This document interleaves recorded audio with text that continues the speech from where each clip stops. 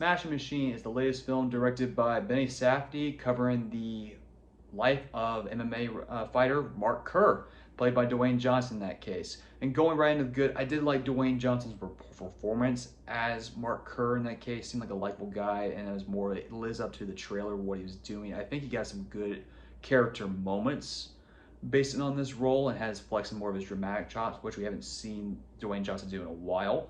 And also the prosthetics really helped in his transformation to get more into the role.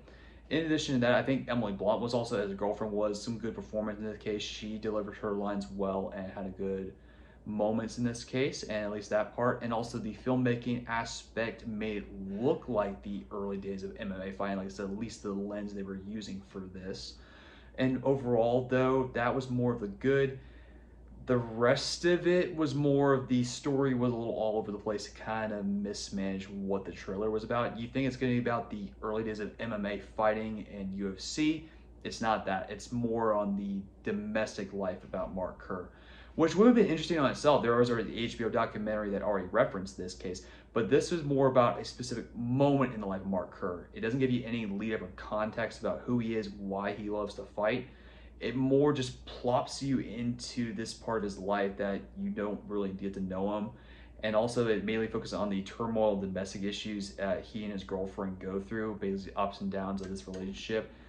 And the way it's handled, it comes off very passive aggressive, but kind of almost violent. It is violent in this case in certain moments, to where it makes you so hard to root for these characters and you feel so uncomfortable watching it play out. In addition to that, in terms of what you actually want to watch, is the fights, which were not as choreographed. It really couldn't as fleshed out as I liked to have been.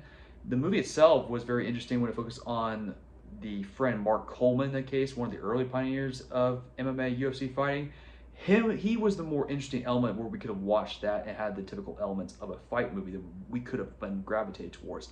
That's where I think the heart of this was more in line with, that we should have focused on, but that's not what we got. But there was some interesting moments overall that could have been fleshed out going further in this case, but Dwayne Johnson did all right with what he was given, and there were some interesting ideas going overall. It's a 6 out of 10 for me. There were some interesting ideas, but you also wait to stream this when it's out.